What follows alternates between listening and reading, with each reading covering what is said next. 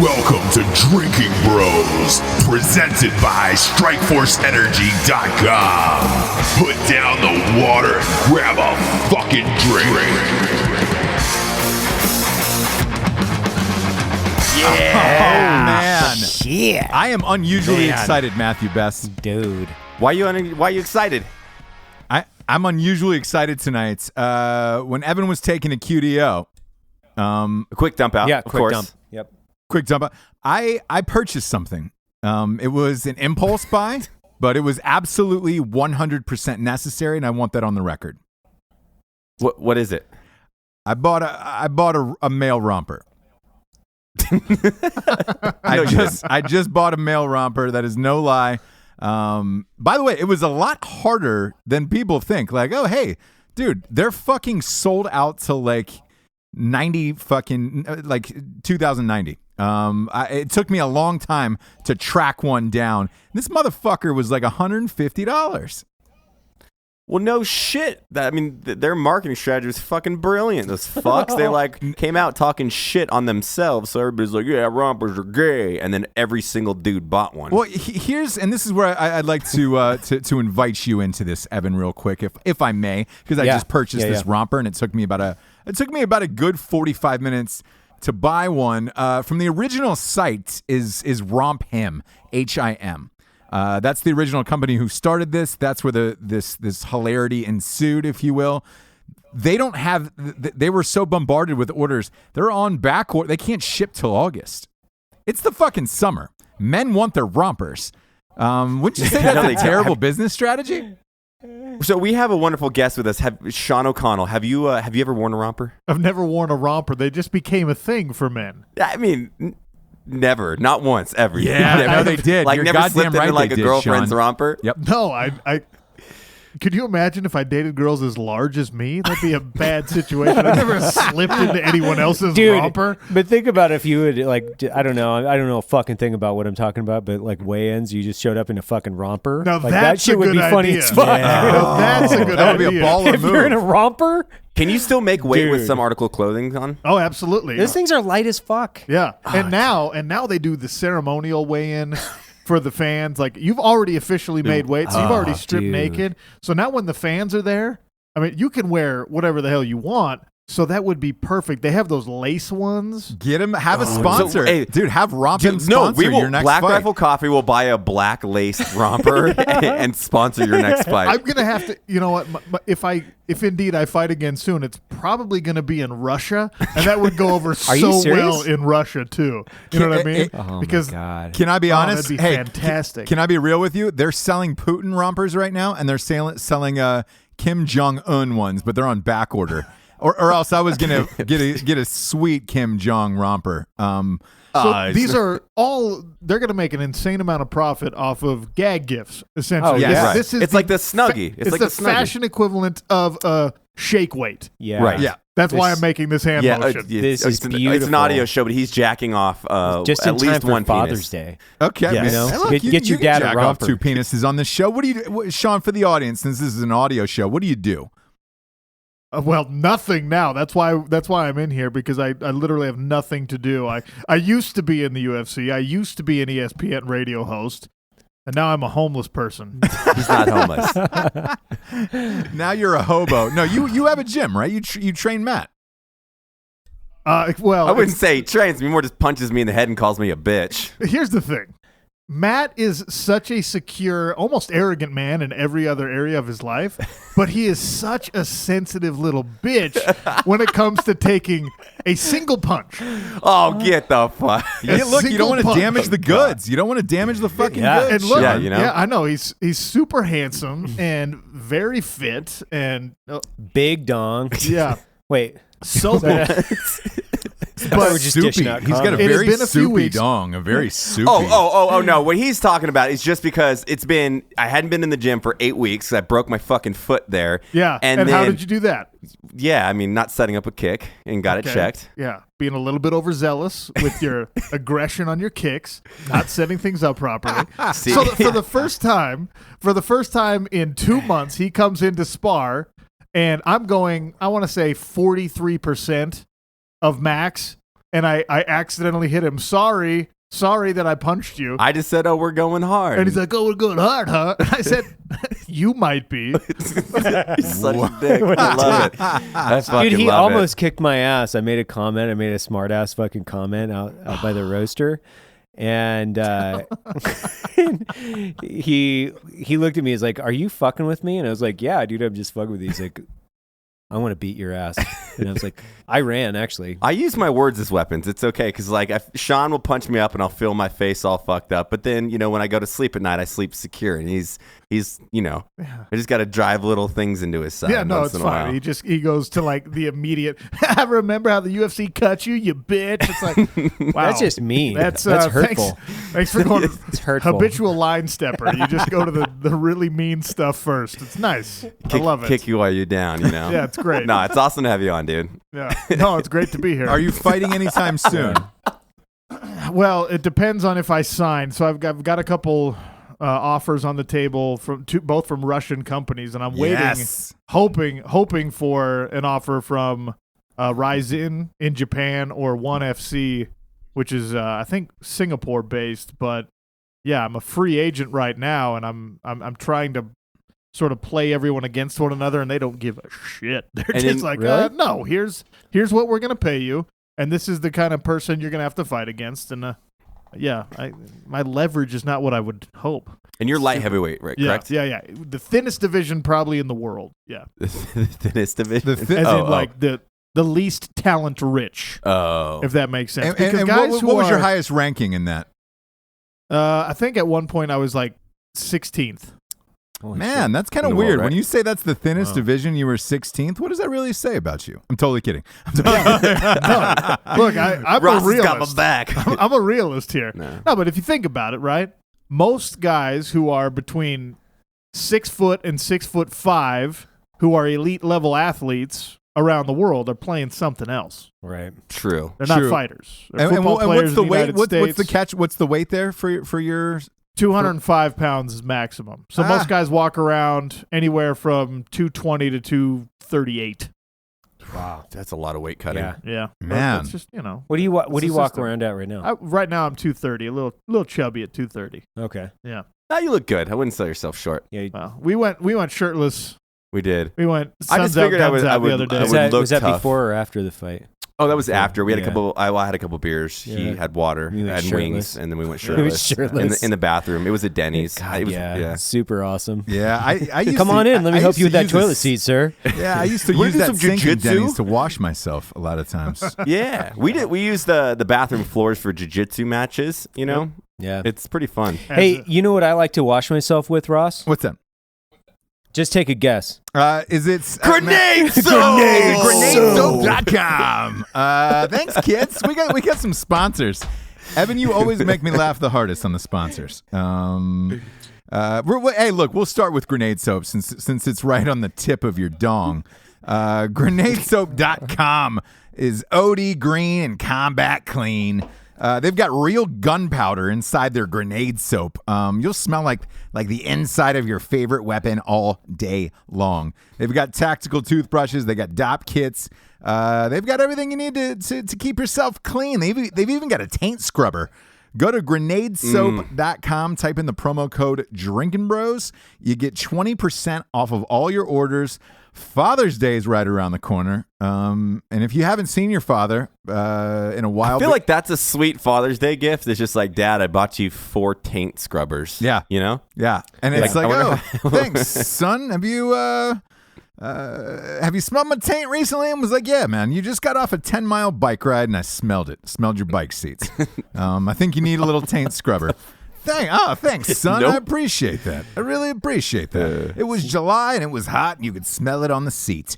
Go to grenadesoap.com to get that taint smell back to where it needs to be. Right now it's probably at a jungle level for yourself because it's the summertime. Get it back to the winter. Get it back to the winter with some grenadesoap.com, promo code Drinkin Bros, 20% off. Next up, we got strikeforceenergy.com. Matt Best. Dude, Evan helped on the fucking sound effects. Thanks for that. Backup sound effects. Dude, so dope. That's the best. That's what a guest should do. Hey, on the reels, have you had the fucking Strike Force, Sean? No. You haven't had Strike Force? No, Really? I haven't had Strike Force. Oh, we're gonna leave. We're gonna send you on your way later with some Strike Force. I want a grenade soap. You just want I want a taint scrubber. I want a tactical toothbrush, and I want whatever this Strike Force. You're It's an getting all energy of drink, it. 0 calorie, tasty little tin pouch of freedom. Ooh, Yeah. that's tasty. Too. I just talked to Sean Matson this morning, actually. So I Yes. talked to him for like 45 minutes. You did. I always feel better, you know. The only, what they say is the only easy conversation with Sean was the one that you had yesterday. So they say. Hashtag Navy SEAL. reference. Hashtag Navy SEAL. Yeah. Hashtag. Oh, I love that fucking guy. Damn, you got Ross again. Evan, you can have fucking- these sly, I can do like, this. just they're so dry that it's like the Mojave Desert. These little one-liners that I'm like, man, did he just? Yep, he did just say that. It gets me every goddamn time. Go to StrikeForceEnergy.com. Kick the can. You don't need the can anymore, kids. You got a tasty, tiny little pouch full of energy. Goes in every single liquid available, and it's also a liquid itself. It's not a powder. So it's not like you're dropping it in the water and then dipping your finger in it. You got to walk around with a blue finger all day. They got different colors and flavors. It's pre-workout, post-workout, pre-sex, after sex. It's in the shower. And your dog. It's safe. It's actually great for round 2. Like, so Yeah. if you actually come too quick with your girlfriend or your wife, whoever, just say you have to go use the restroom, take a little sip of Strike Force. Your dick is harder than fucking Mount Everest. and it's That also was sexually presumptuous of you, like your girlfriend or wife. it's Or wife, it's also whoever. safe for dogs. I mean, like if she's super pregnant right now and doesn't want to have sex with you, it might help get That's the baby that's out. actually not. That's not true. They through the entire third fucking trimester Get they super are horn like, dog? Yeah, and then they're like they want to get the baby out. So then it's a constant, like, sex is supposed to induce labor. So yeah. You've been helping Yeah, get it the is. baby out. I've got to, like, I feel like I'm prepping for a fight every morning when I go upstairs. Like, oh shit, I don't know what it's like, but I mean, I know what it's like to fucking try to give my wife the stiff arm in the morning and give her the Heisman on the way out the door. You know what I'm saying? I don't know what you're saying at I all. can't do actually. it. I That can't do sounds- it either. She's fucking very, very persuasive woman. You know. That's good. It is good. It is good. You know what else is good? Going to StrikeForceEnergy.com and using the promo code Drinkin Bros for 20% off. That's really goddamn good. Next up, we got Warfighter Tobacco. They're back. Where have they been? They've been in the Nice. jungles of Central America with nothing but a machete and a loincloth.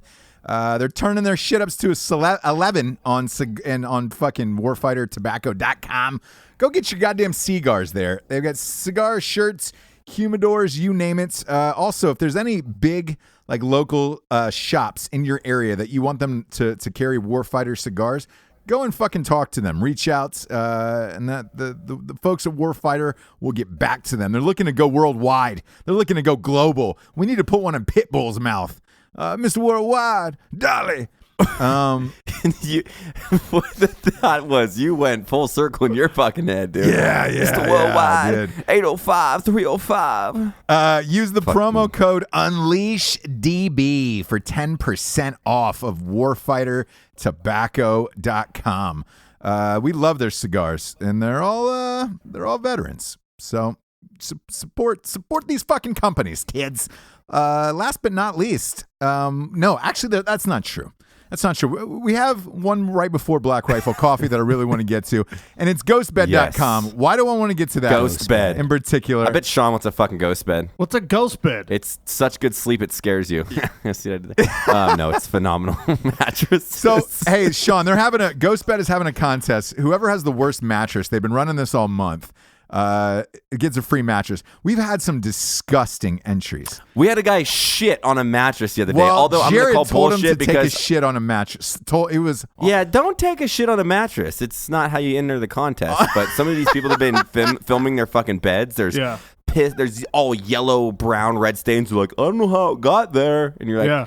you just don't go buy a used mattress off Craigslist. That's like something you don't buy used. no, you don't. You It's got not to a get good it. idea. No. No.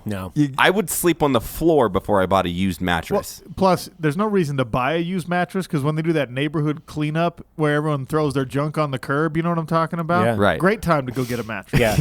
Yeah, Good you don't have to one. buy it. You just Yeah. You don't have You to buy just it. take you it. just have to Okay. have a truck and you throw it in the back and maybe try and OxyClean some of those stains out. But God, that's or look, terrible. you can just Why? buy a new mattress on ghostbed.com /Drinkin Bros.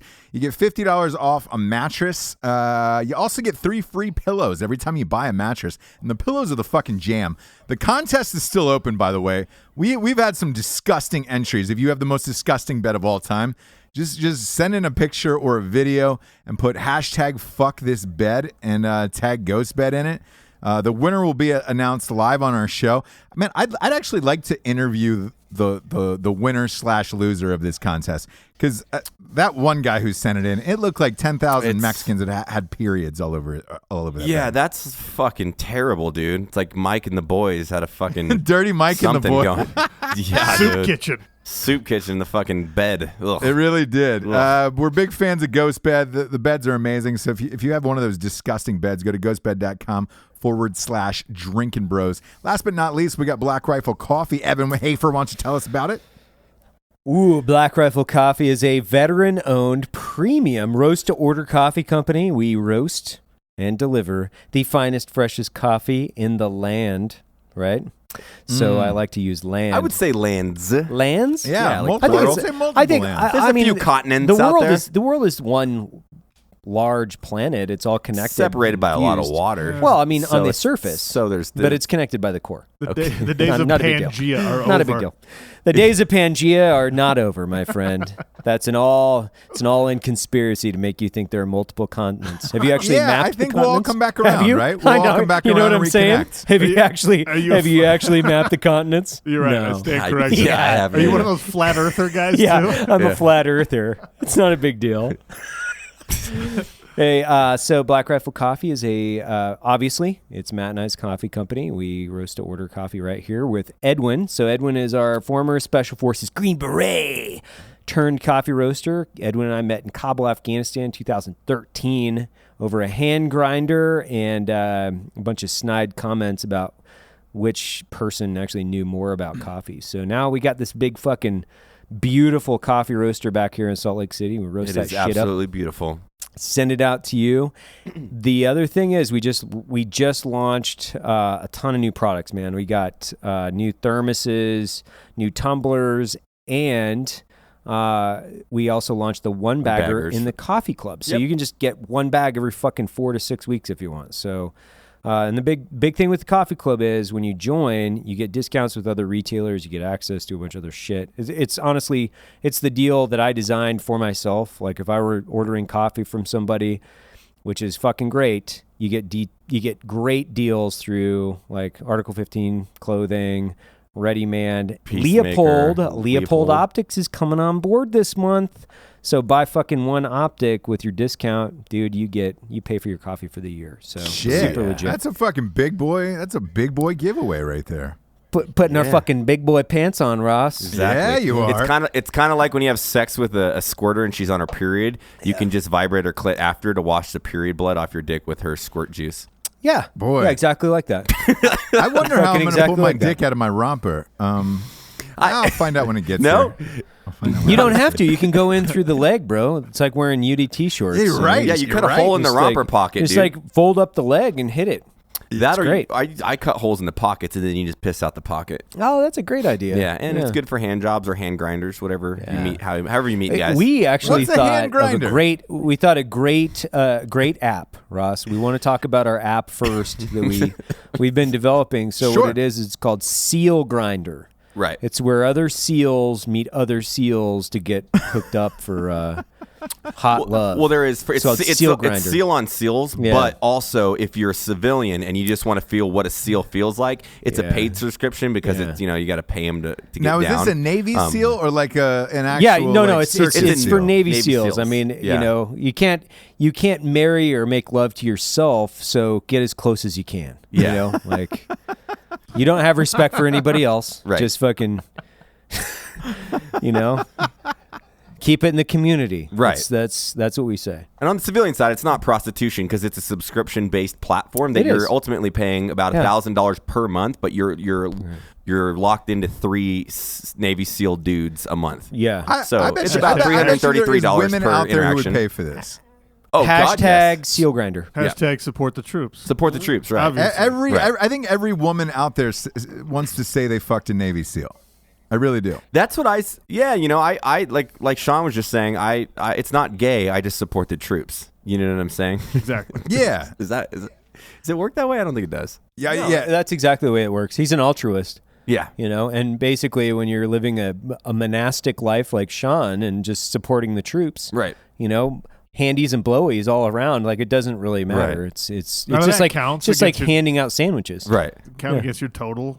It's just, Are you worried about your total at this point in your life? no. Is anybody at this? I'm 33. Right. So, no. What's your total, yeah, Sean? What is your total? Ah, man. Ballpark it. 75. Really? No, just kidding. I'm not going to throw my total out Yeah. there. My mom's going to tune in. Would you say it's triple dig? No, not even close. Oh, all right. Well, Mine's 1. Yep. Yep. Yep. Matt was born again. one. Matt is a born again virgin. Million. One got one with a multiplier. Yeah. Hey, Evan, I got a quick question for you here. Yeah. Did you hear about this chick reality winner who was working for the NSA who got popped for Yeah. leaking the documents? Yeah. What's- I sure did. I listen to the news every morning, Ross. That's what I Okay, do. so let me ask you how because I don't know that world, the intelligence contractor world very well. How does a fucking 25-year-old girl from Georgia, Augusta, Georgia, get access to fucking sensitive shit like that? You know what? Have you seen the Beautiful Mind, Yes. Ross? Yep. Yeah. I mean, like quite literally, the NSA or the CIA or whomever. I'm just throwing out it. I just wanted to know if you've seen the Beautiful Mind, but no, any of these organizations. I mean, they purely hire based on qualifications. So if you're crunching data or listening to languages or whatever the fuck you got going on, I mean, there's a ton of different things that you can do over there. It's not necessarily based on age or experience. It's based on what do you know, right? Education. So, yeah, she might have a fucking PhD in Arabic language, or she might be a coder, or who the fuck knows what she does. But ultimately, she was filling a slot, and that slot had specific access. I mean, like every person doesn't have access to It's like everything. compartmentalized right? information. Like, Matt and I didn't know, whether or not the Area 51 really had aliens. God, that'd be sweet, though. It does. It does. It's sensitive, It does. compartmentalized information. So wherever she worked, she had access to that. She could have been the fucking janitor. Who the hell knows? But she had access to it, and then she worked to get it out of the facility. So in all actuality, it doesn't matter. Like she didn't follow, like there are several things that she did. Like she didn't just break one law, right? She broke multiple laws. So whether it's right or wrong, it's not based on society to fucking judge. When she signs up for that employment, she says, I can't remove sensitive compartmentalized information from the facility. By doing so, I am becoming a felon, right? So she knows what she's doing just by removing any form of information, regardless of whether or not it's right or wrong. It's irrelevant. So when you do that, you're basically saying, okay, well, I'm ready to become a felon. Right? Actually, you do that, and you are a felon, and that's what she did. So for us to have a conversation on whether or not it's right or wrong, it's kind of irrelevant, actually, because it was wrong. You're not supposed to remove information, period. So if there's a system in order to declassify information, which there is, and typically that system is long and arduous, then you still have to walk through the system. But she, from her low-level, small-minded optic, will not understand the ramifications, nor could she understand the bigger picture. Like there are strategic intelligence goals that are always being implemented. And when you fuck with the system, meaning like you throw a wrench in it, now you've got to navigate around it. So who knows what the information war really is between us and Russia, or us and Russia and China. This entire narrative that's created around leaking and a bunch of other things, really, we don't know if this entire thing is just quite literally fucking pawns moving around the board in order to ultimately isolate Kim Jong-un. Fuck, I don't know. But she doesn't know for sure. Like that's the big thing. Yeah. She fucking definitely doesn't know. And she's throwing a wrench in overall the national strategic intelligence interests of the United States. Don't fuck with the machine, girl.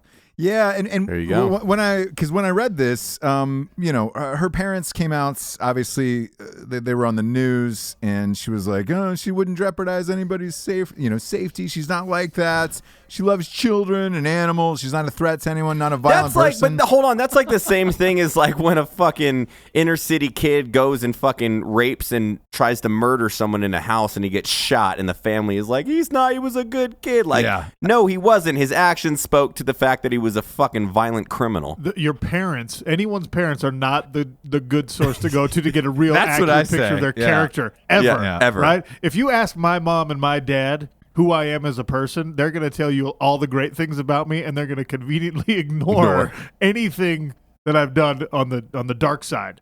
So don't talk to people's parents after they commit crimes. As if they're like a legit viable source for fucking proper information Mom of a character. says he's the handsomest boy in the world. Yeah, because look, this girl's going away for a long goddamn time. I can tell you that.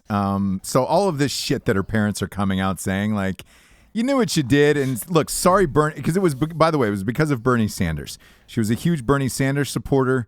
Once he lost not only the primary but the election, and then Trump came in, she was like, I'm going to try to get him back and do this.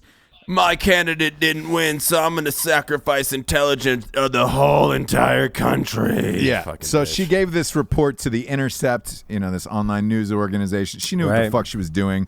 I just wonder how much long, like what the sentence is she'll spend in jail. And then a lot of people, 8 years. How long? I guarantee it. 8 years. I guarantee 8 years. Well, she'll get a pardon down the road. Yeah, I mean she'll either get a pardon or she'll get out for early release, but she'll do 8 for. Do you think if she changes for her gender that she'll get out on an early release? Hey, listen, was it probably Chelsea who Manning? did that? Chelsea Manning, yeah, Chelsea Manning. Yeah. Whew. She's out now, it's out now. Yeah. Oh boy, did you man. see the first pictures, man? Super Well, I know hot. that. Remember, we were talking about that on Instagram, right? Yeah. He or it started a fucking Instagram and already had like fucking 100,000 followers or some crazy thing. And it was a picture of girl shoes. That was it. Yeah. Oh, really? Oh yeah. Yeah. Huh. I think we should send Sean on a fucking infill mission to go fucking bang out Chelsea Manning. Yeah. What is, Oh, God, so disgusting. is that your jam, Sean? Do you get down on that? I don't know. That is not my jam. I don't know why. I don't know why I'm being implicated here. Well, look. Just trying to throw you in the mix. Yeah, somebody's got to go out there and fuck. I get that. I get that you guys want to make me feel included in the whole Drinking Bros podcast thing. That's great, but that's not the way to do it. Okay. But it Don't kind of send me on is. covert missions. It kind of is. It's kind of the best way to get you in, where it's like, hey, man, just go out and bang a dude for us and let us know what. Do you what it think? was I like. hope Chelsea Manning like has really cool sayings, like when she's jacking dudes off, like "You better release that information, motherfucker." Like cool one-liners. Yeah. Oh God, Yeah. she is disgusting. Are you guys pulling up photos Come of it? on, bro. Oh, that is bad. Come That is on. not a good tranny. That Come is on. What's Listen, the dollar no. amount? Wait, does she still have a dick? Yes or no? Yeah. Yeah. There's no way they would have whacked that thing off in Leavenworth, right? I mean, I don't think we're wasting money like that just yet. Listen, you throw tits on a trash can, I'll probably fuck it, but that, no, thank you. I'm out. Well, that I respectfully decline. That's just a dude with makeup. Yeah, that ain't tits with trash can. You That's remember just a that dude old with Marilyn makeup. Manson music video where he was wearing like the genderless, people, rubber the suits beautiful or something? people. Yeah. That's what I got. That's the vibe I'm getting off of this Yeah. Manning character. Oh man. It's not a good situation.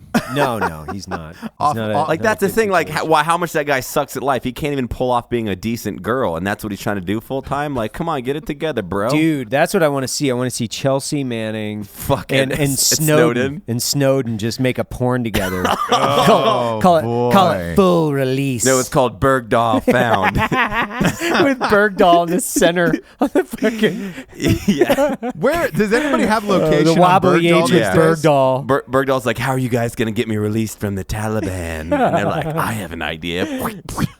Yeah. Oh my god. And just for clear conscience, I am talking shit on Bergdahl, not the fucking awesome people that sacrificed everything for that piece of shit to go save him. Yeah, So, hey, where is he If you were a right part now, of that Matt? Do unit, you know? man.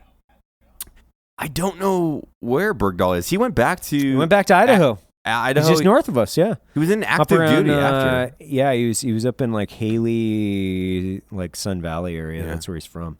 No shit. Is he still in the military or is he out? No, he's out. He TS'd. I think he ETS, but yeah, he came back to active duty, and then obviously there's no way the Army is going to keep him in with what he's a fucking deserter. Yeah, that's strange. I saw the last interview I saw with them, like he was still living in a tent in his dad's backyard. Said he was having trouble adjusting back to, What's wrong with that? Sleeping in a home. Nothing. He reportedly had claimed that he was so used to sleeping in some fucking tent over there that he couldn't adjust and sleep in a bed back at his parents' house. Yeah, it's like the Count of Monte Cristo. You guys saw that, right? Yeah, I don't believe that, because then like evolution wouldn't happen, because at some point someone's like, I don't want to sleep in a fucking tent anymore. If I put a bunch of leaves down, maybe a mattress, ghostbed.com. Check it out. Drinking Bro. Just kidding. Got him. Got him. Oh, God. Yeah. Fucking people these days. He's having a hard time, man. That fucking... It's tough. It's tough to deal with your fucking horrible decisions, Sometimes you just got to face them. It's like, I shouldn't have left the base. I spent fucking 5 years. What was it, 5 years? Yeah. 5 or 6 years with the Taliban. Yeah. I mean, he's lucky to get his fucking head cut off. Oh, super lucky. Yeah, I mean...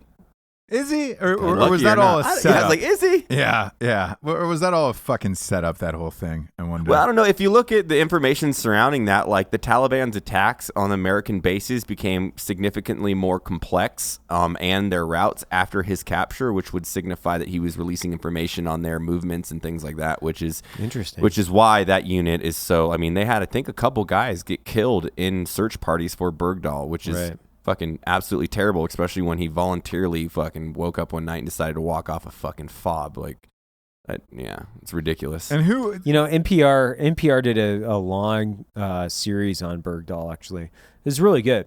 Yeah, they did. There was a huge podcast about him. He was the new, the Serial or whatever it was?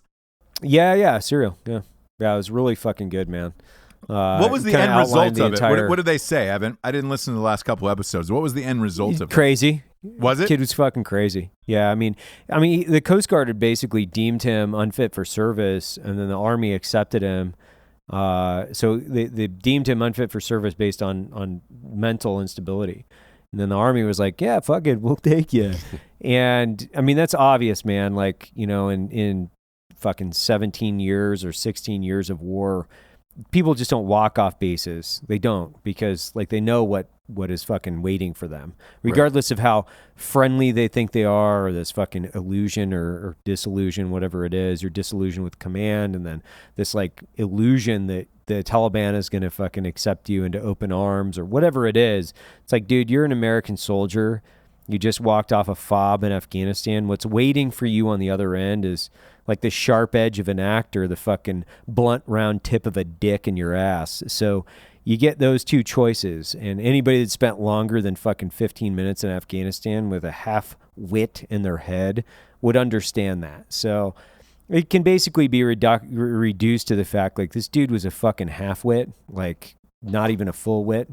And he had some mental issues that basically pushed him off base in this fucking illusion of grandeur that he was going to go off and make a point or whatever the fuck his excuse was. I think that he had 5 years to come up with a pretty damn good excuse why the fuck he walked off. Sure. And that's, I mean, you know what I mean? If I got 5 years to think about something that I fucked up, I can come up with a pretty goddamn good reason not to go to Leavenworth or get fucking the round circle end of a fucking noose.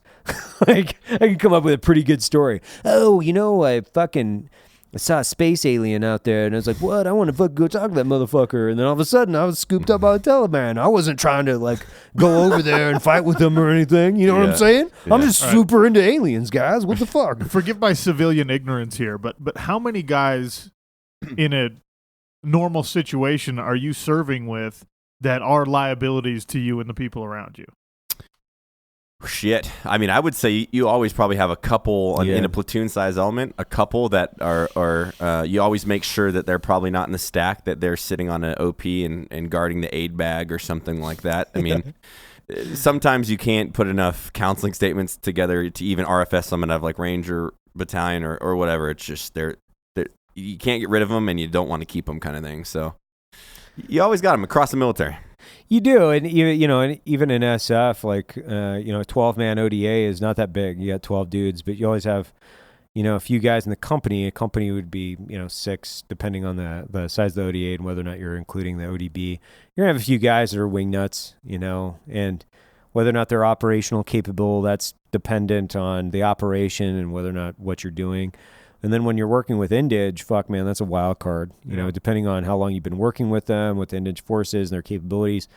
And you get weird shit insane. too. Like I'm not gonna call this by name, but I know one dude specifically that I actually went through RIP with. That the dude joined so he could murder people. He didn't give a fuck about foreign policy, defending the country. He just wanted to kill someone legally, and that's the kind of guy that's like, really? Why did you cut that dude's throat? No, this There's happened. a lot He's of like, those guys, oh well, there was some behind me, so I couldn't engage him with my rifle, and it's like, oh god, you just literally.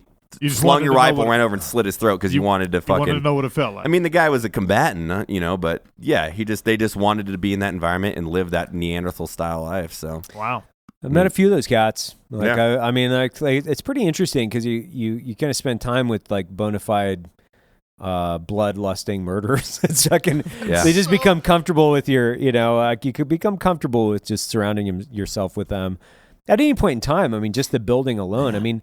We hired a guy last month, Wally. Actually, this is a super interesting story. So Wally was an Afghan commando with Jeff, and then I worked with him at one of our fire bases for a couple of years. He works for Black Rifle Coffee now, but he was raised in the CIA's most covert, most elite commando force in Kabul province. I mean, he had over 14 years on the ground. When I say on the ground, I mean like he was recruited as a teenager, and breathing, and he would he's done thousands of direct actions. He is the most combat experienced person on this compound.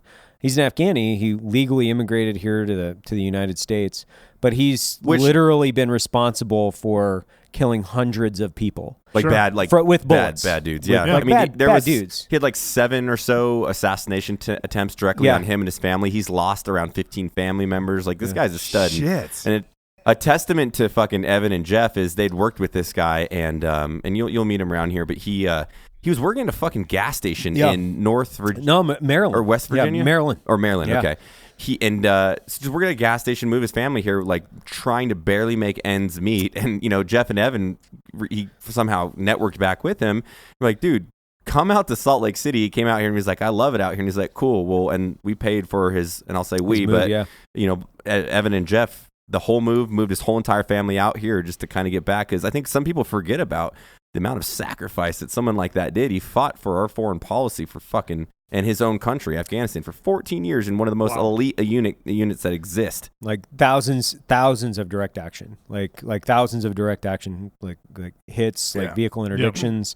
Like Matt was saying, the guy has survived 7 near ambushes, half of which his family was in the car with him. And that's why Jeff stopped talking with him, because his car got ambushed and they thought he was Wally dead. got killed. Yeah. And then a friend of a friend was like, hey, this guy's trying to get a hold of you. Like, holy fuck, I thought you were dead. Nope, I'm alive. Like, sweet. So pretty cool. He's a bad motherfucker, and he works here every day. Like, he's got 6 kids and a family, and he's a fucking bad motherfucker, dude. But like, when you cruise the halls out here, you don't know, like, the blood on the hands of these men that have just been cruising around here are just like, it's pretty immense, actually. It's pretty immense. That I'll tell you something that you guys probably, you're so used to it yourselves because you live this life. Like I said, civilian, great admiration for the armed forces. Never had the balls to do it myself, but whatever. If we were walking around in a grocery store, I'm a douchey enough guy that I know I can handle myself in whatever situation develops. I don't think you're douchey when you. but you know what I mean? I'm like, oh yeah, I'm a badass, right? Like, yeah, you are. I have this mental picture of myself as I'm tough, whatever. But then I hear stories like that, and I walk into a place like this, and I'm like, well, look, if there's rules and we're wearing protective equipment, I'm probably going to be all right. But in a place like this, like, I'm so far down the totem pole. No, it just kind of reminds you of the pecking order. I look at Black Rifle as like a toolbox, right? So you have a bunch of hammers and screwdrivers, and maybe you're not like a hammer, but you're like a fucking hacksaw or something. It's like you need the hacksaw to be collectively fucking proficient to defend. But I feel like, whatever. You guys are real nice about it, but there's just there's a definite pecking order that most of the time I feel like I'm near the top of, and then I walk into a place like this and it's just like, no, you're not. Not even a little bit.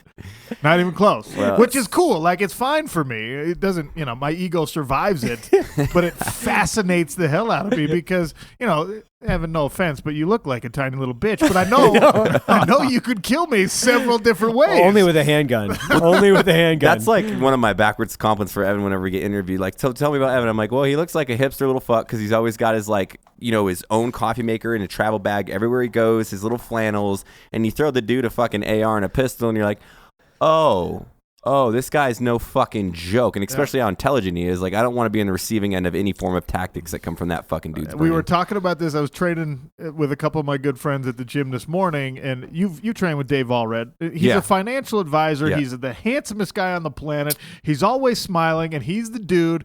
If you're walking around in public, you're at a concert, you're at a party, whatever, you're like, that guy is a pussy. I could smoke that guy. But it's not true because he's got black belt level jiu-jitsu. He's not actually belted, but he's got black belt level jiu-jitsu, and he will choke the life out of you with great prejudice. He's not nice to roll with. Right.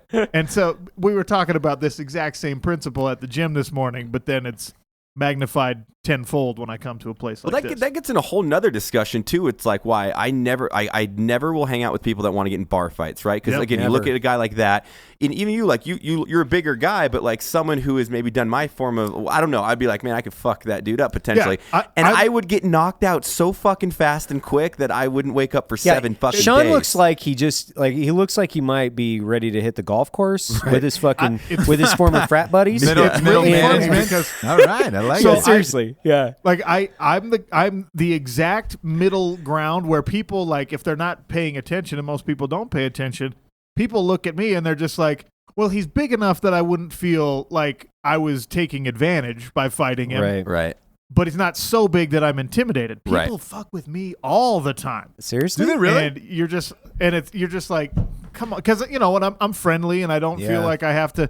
And, people puff up and act stupid, and there's road rage everywhere and all that stuff. And I'm like, you have no concept of what this fucking dude can do to you. I'm like, why? And it's like that, It's crazy, man. And so I project that onto other people, like, be nice because you don't know what I can do to you. And then to get back to my original point, I come to a place like this, and I'm like, yeah, you, self, be nice because these unassuming looking dudes around here are probably very proficient with the firearm that you don't know that they have, or maybe they've stabbed 8 people in the neck before without hesitation. So you got to be careful. I've had this conversation with my wife like all the time. I'm like, because people make like drastic assumptions based on my size and my demeanor, right? They don't. I wouldn't say like I'm not by any stretch of the imagination picked on or anything, but they make wild assumptions, and they're very cavalier in some of the things that they do or say. You're as intimidating as Frodo.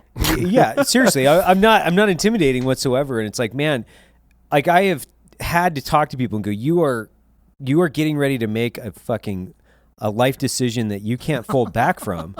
Like you won't survive what's happening here. Like it's not, and I'm not really just protecting them from themselves in a way that's like, bro, I will end your life in a fraction of a second. Actually, 0.73 off a fucking pro timer from inside my pants, I will fucking end your existence. Yeah. And when I've said that in open forum, it's like, well, I'm not trying to be a fucking cool guy or anything. I'm just like, dude, realize that like not everybody is like you, meaning you just have maybe like these fucking super cool fists. Not you specifically, but guys think like, oh, I'm a fucking tough guy. Like I was a landscaper and I swung a hammer, and it's like, yeah, but I've been swinging fucking these things that push out high projectile fucking rounds, and I do them at a point fucking 0.0001% proficiency, and your life will end. And it's like, why are you fucking thinking about this? Like, don't even fucking think about it. Yeah. The other thing, like, what does it take to really get your heart rate going? Hardly anything. Because nothing. I can't even imagine the situations that you've been in, right? When I think about it, like only in the context of Like violent situations actually like they calm me down. Okay. Because this is like a natural thing, right? Yeah. Where it's like, but when I can't use violence as a solution to a problem, like a legal issue, for instance, right?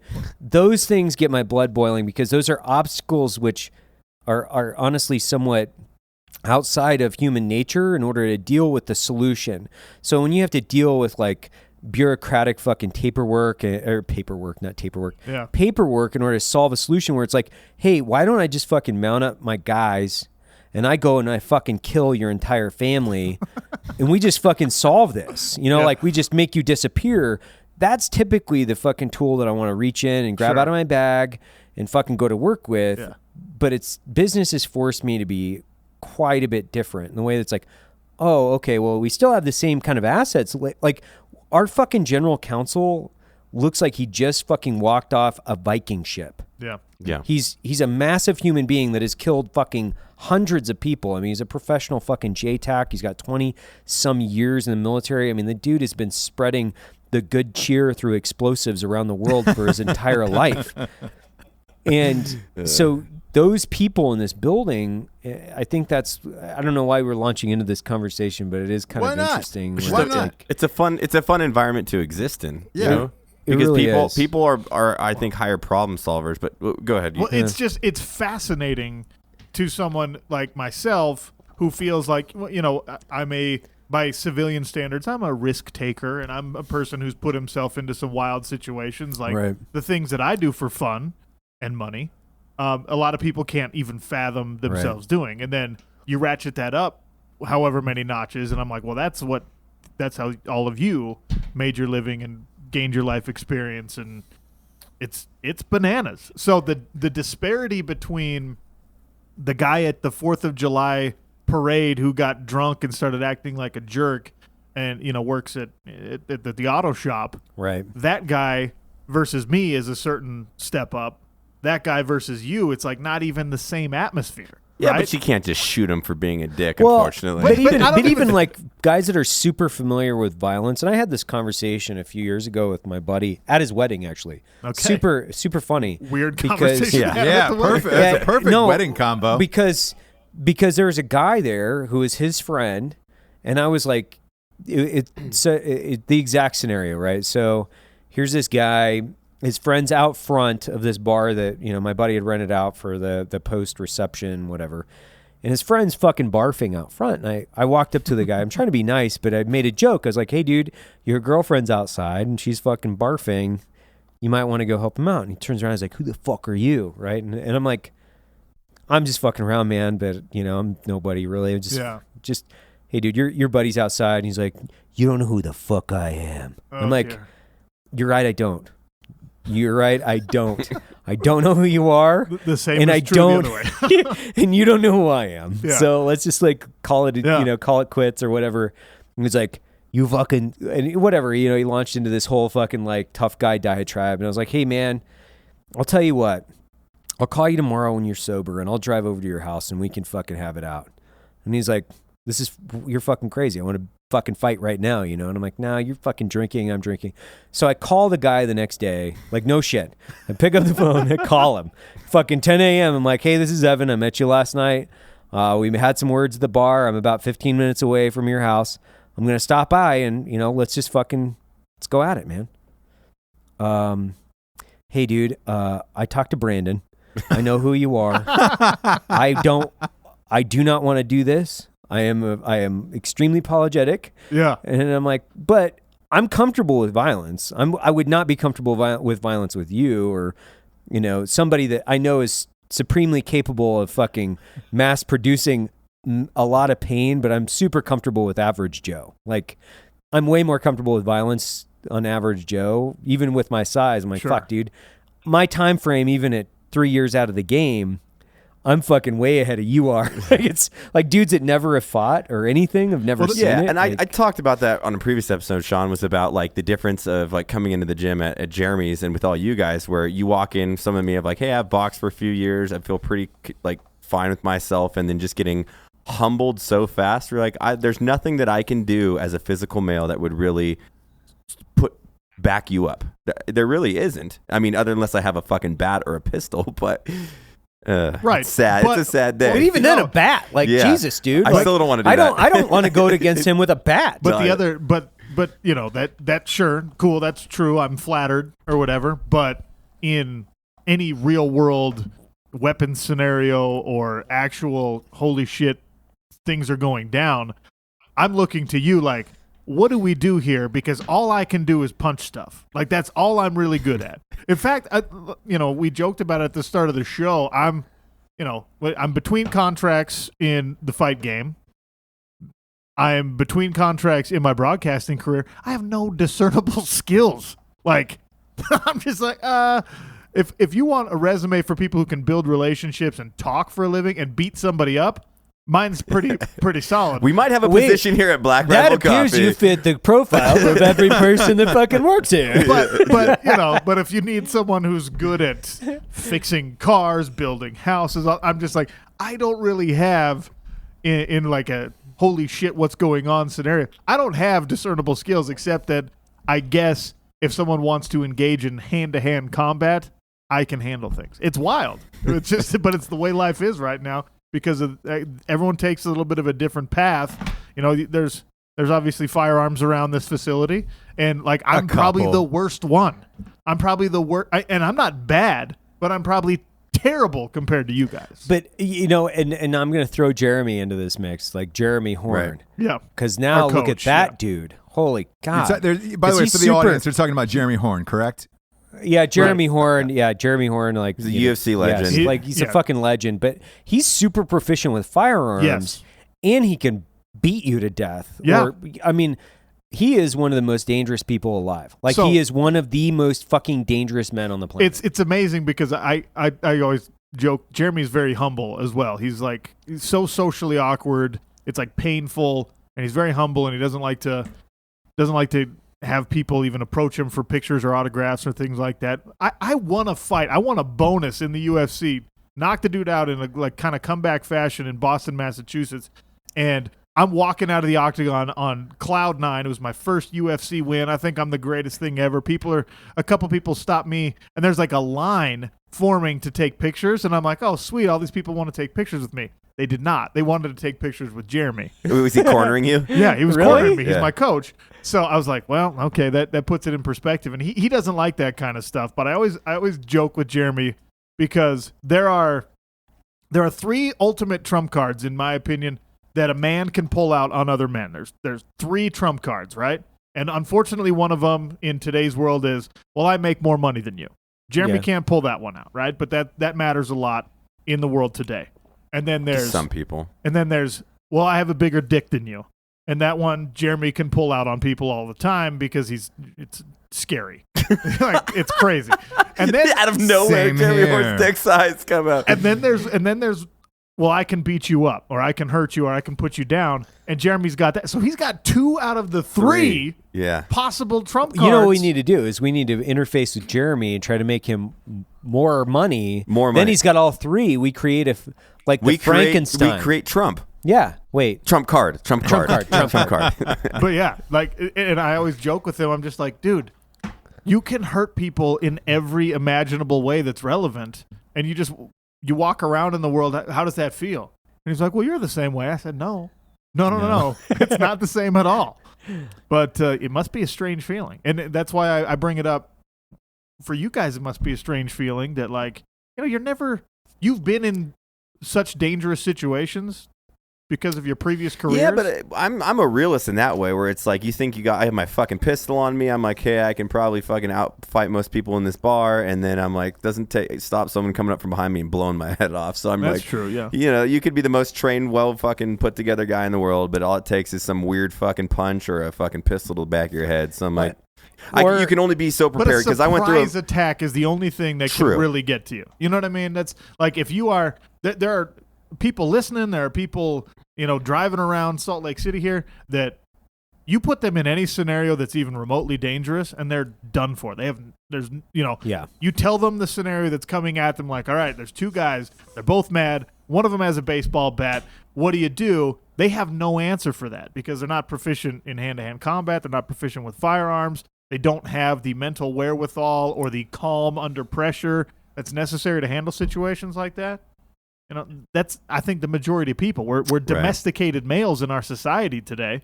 So, you guys have like at least 2 out of the 3 requirements. Hey, I think that's why. I think that's why it's such a fucking cool place, because, and I'm not bringing this back to our company. I'm just saying, like, it's such a cool place because really, here nobody has ego like that I can see. Right? I mean, like not even Matt.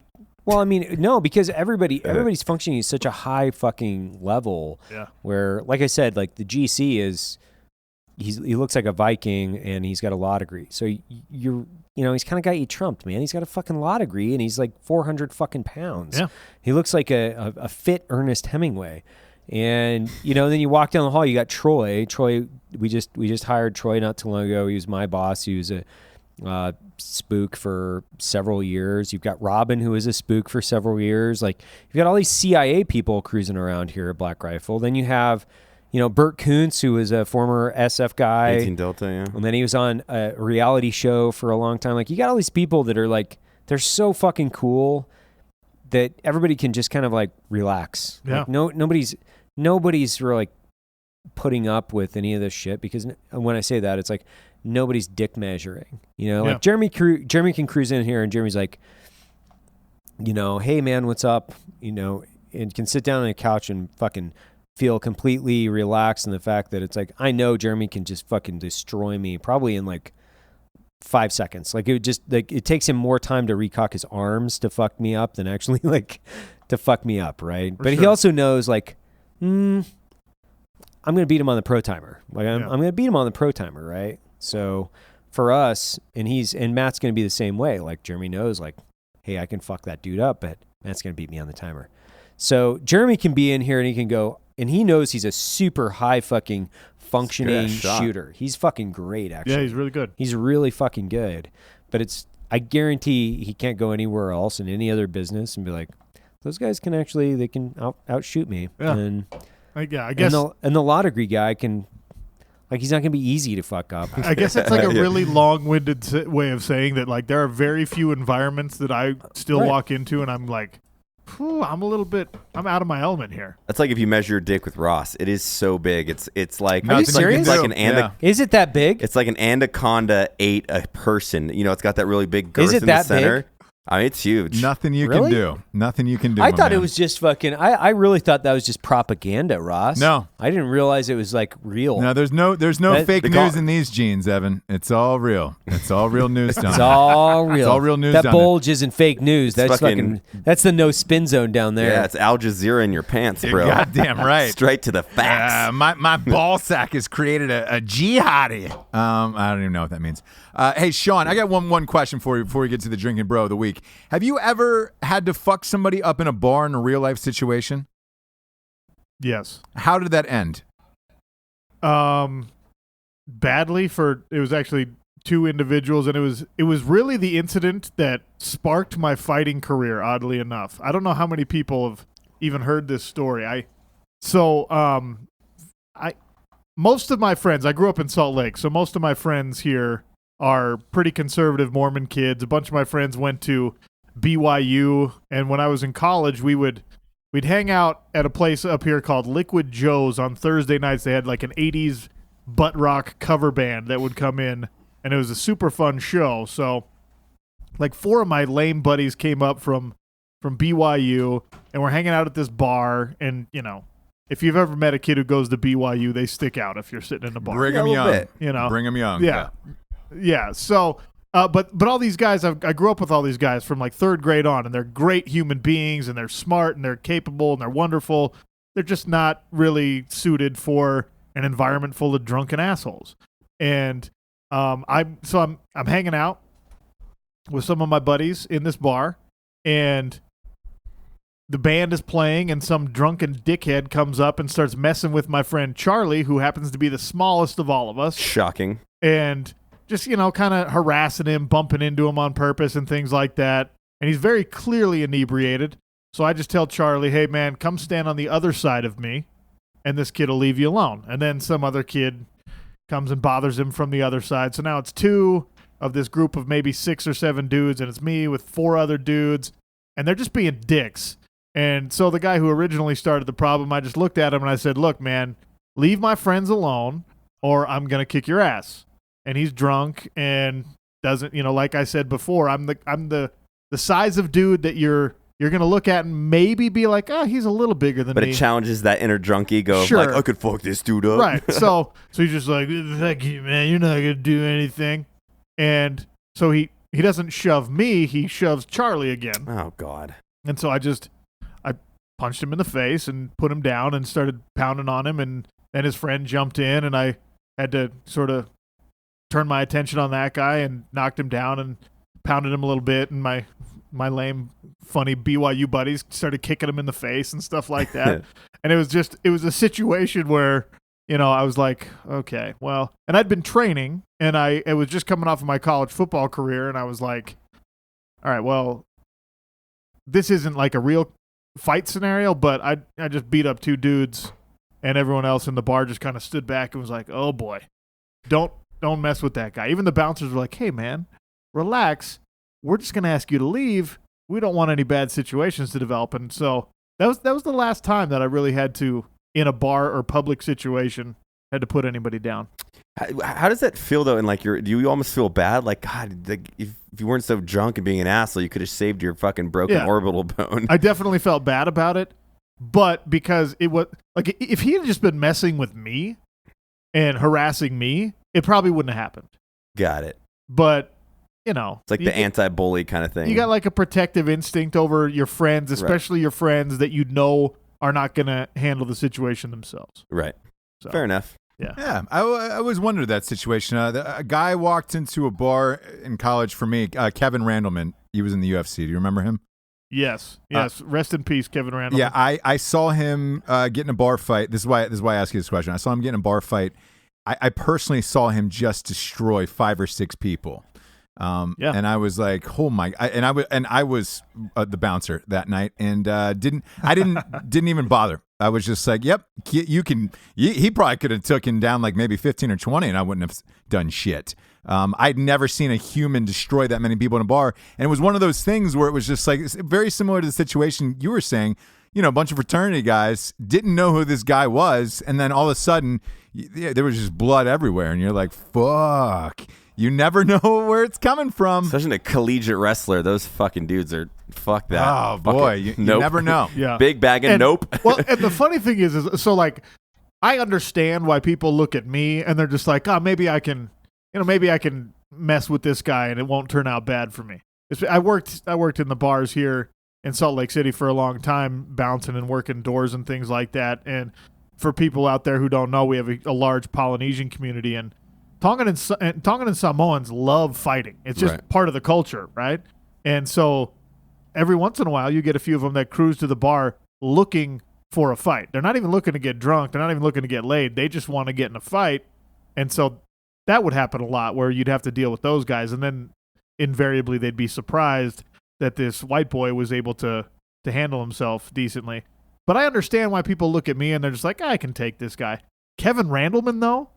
Like, who on earth has ever looked at Kevin Randleman and been like... Giant, black, jacked guy with blonde hair. Like, I'm fucking good. His neck is as big as an average man's waist. His thighs are as big as an average man's waist. Like, what are you doing? Why are you messing with that guy? It doesn't make sense. And no matter what, though, there's always somebody out there who thinks they're tougher. And I think that's kind of the... They just haven't got knocked out yet. Exactly. That's my thing. Because then once that happens, you put everything in perspective and be like, maybe I'm not that tough. Yeah, it humbles you real quick. And with that, we'll get to the Drinkin Bro of the week.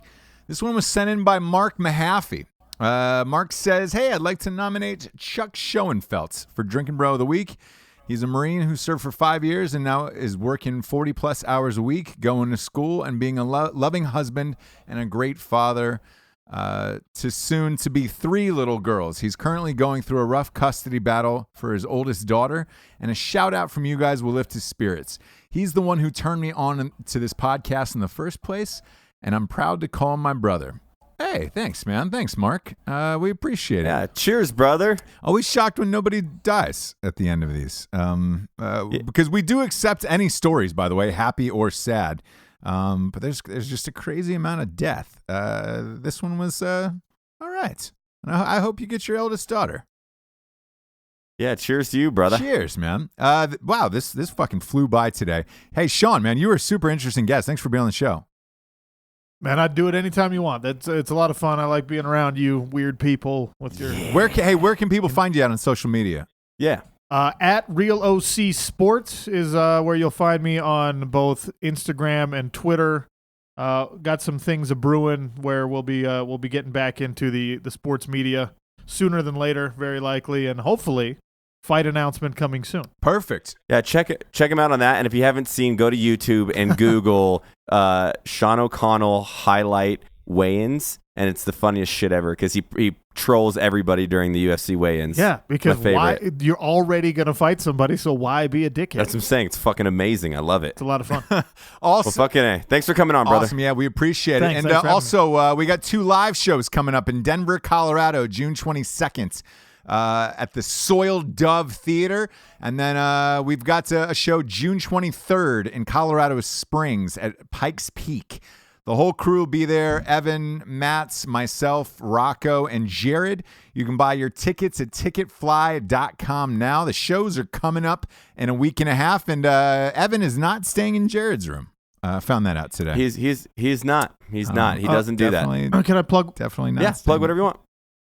Plug one more thing. Yeah. I wrote a book. Everyone Yes. go read it. It's a novel. It's not anything that's going to change your life or motivate you to become a better person. But if you like action movies, you'll like my book. So go read it. It's called Hellbound, Heaven Sent. Available on Amazon, Kindle, or paperback. Go get it. Read it. Tell me what you think about it. Sweet. Awesome, man. Hey, thanks for being here, Sean. We appreciate it. For Mr. Evan Hafer, Matt Best, our special guest, Sean the Destroyer. I don't know if that's your nickname or not, but I liked it. It's not. I am Ross Patterson. We are out of here. Good night, everyone. Cheers.